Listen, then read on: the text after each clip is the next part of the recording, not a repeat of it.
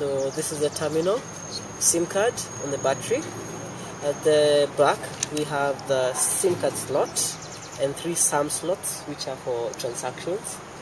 Okay, so it's generically a GPRS terminal, so it allows you to take GPRS. It also has a thermal printer, okay, inside there, and we do have a smart card reader. We also have okay, courtesy of this, charging port, an audio output, so you can use it as a telephone, and a COM port for programming. Okay, so installation is as easy as putting in the SIM card. You can switch between Safaricom and Celtel, whichever you want.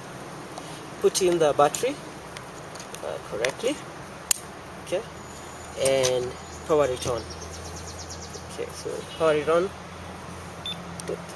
So internally it's a Linux based operating system. It's an embedded Linux program that has a keypad and a screen.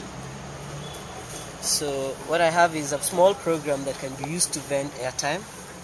So this is logging in and opening up PPP, which is GPRS. It'll take a few minutes. Okay, so we are always using SSL so that our connection is always encrypted.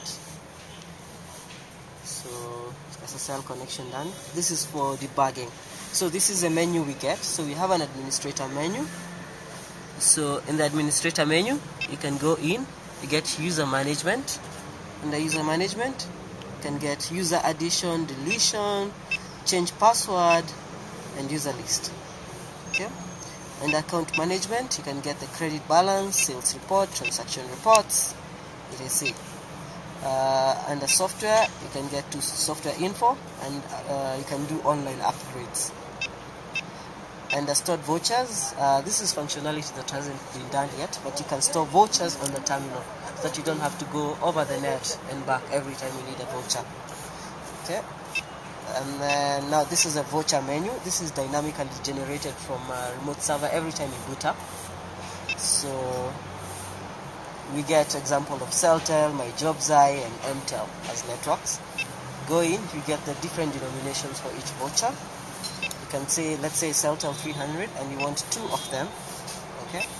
And what happens is that it contacts the server, downloads, and it prints, but oh my god, the paper wasn't done well. Okay, we'll have to do that again.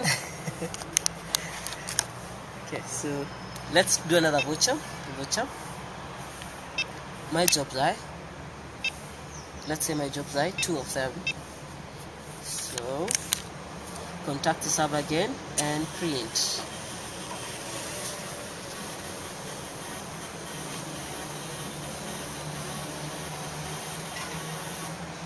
And we have a voucher which can be used to load airtime, or the instructions are there. They're also dynamically acquired. We can also do remote top-up, but unfortunately we do not have an API from any of the telcos to do it yet. So this is something like Sambaza, so you can get 36 shillings, 150 shillings, whatever denomination you want. We also can do utilities where you pay your water bills or electricity bill. So here we take a Barclay card and you just swipe, and you'll have to select your utility, key in the amount, and yeah. There's so many other uses, online shopping, etc., shopping delivered to your house, so many other uses possible. And where do you get this machine? It's acquired from the manufacturer is in Taiwan, the distributor for Africa is in South Africa. And how much does it cost? It's quite costly. It's about 35,000 shillings. Yeah. But I mean, if you can provide a lot of things, even maybe concert tickets, and then you do something like you amortize the cost for someone by providing, what are they called, these incentives, you know, like yeah, I say for example I'll pay $100 if you take it, so you buy it at maybe $300 or $200, and then yeah, you can use it. The beauty about it is you can stand by the street. If business is not good by the street, you can move over to Nakuru, to Turkana, wherever, so long as you have GPRS. You can even sell in Uganda Safaricom credit. So yeah, it gives you a lot of flexibility. Have you seen a lot of people using these yet?